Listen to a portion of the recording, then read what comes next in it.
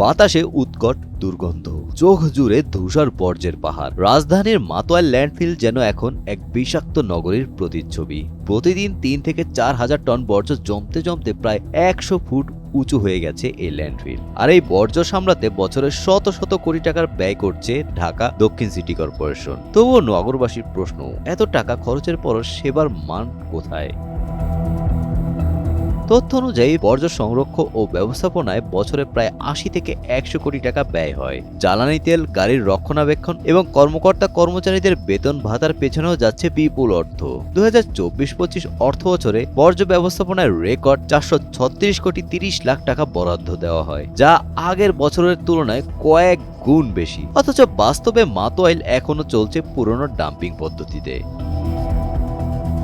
সরেজমিনে দেখা যায় জাইকার সহায়তায় আনা আধুনিক জাপানি কম্প্যাক্টর ও ডাম্প ট্রাকের সারি। তবে জ্বালানি সংকটে বেশিরভাগ গাড়ি পড়ে থাকে গ্যারেজে। সংশ্লিষ্টদের ভাষ্য, বর্জ্য এখন শুধু সেবা খাত নয়, বড় ধরনের বাণিজ্যেও পরিণত হয়েছে। শুধু ডাম্পিং সাইট ইজারা দিয়ে এবার ৩০ কোটি টাকা আয়ের লক্ষ্যমাত্রা ধরা হয়েছে। বর্জ্য থেকে বিদ্যুৎ উৎপাদনে কোরিয়ান প্রতিষ্ঠানের সঙ্গে কাজ চলছে বলে জানিয়েছেন প্রকল্প পরিচালক ডক্টর মোহাম্মদ শফিউল্লাহ সিদ্দিক ভুইয়া। তার দাবি, প্রতিদিনের ৩২০০ থেকে ৩৫০০ টন বর্জ্য থেকে ভবিষ্যতে গ্যাস, বিদ্যুৎ ও সার উৎপাদনের পরিকল্পনা রয়েছে।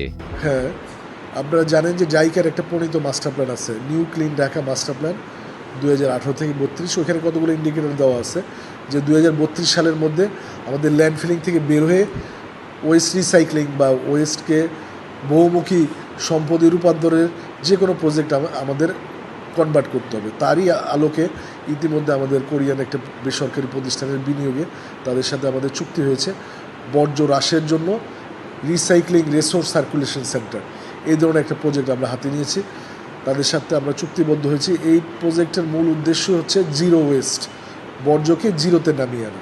প্রাথমিকভাবে আমরা ৩০০ টন বর্জ্য দৈনিক উৎপাদন হয়, সেটাকে ম্যানেজ করা পাইলট বেসিসে। এই ক্ষেত্রে তারা সাধারণত ৫টা প্রোডাক্ট আসলে বর্জ্য থেকে উৎপন্ন করবে, সর্টিং করে মাতোয়াইল ল্যান্ডফিলে। প্রথমে হচ্ছে কম্পোস্ট তৈরি করার একটা প্রসেস তৈরি করবে, বায়োগ্যাস তৈরি করবে, ইকোব্রিক তৈরি করবে, আরডিএফ যেটা কয়লার বিকল্প হিসেবে এটা তৈরি করবে। এর বাইরে হচ্ছে ব্ল্যাক সোলজার ফ্লাইজ, বিএসএফ, যেটা হচ্ছে অর্গানিক বর্জ্য।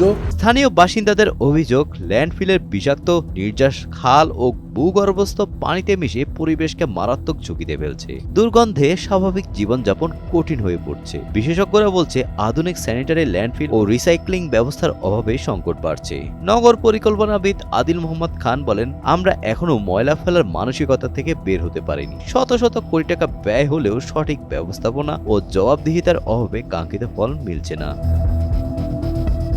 Golam Rabbani, Times today.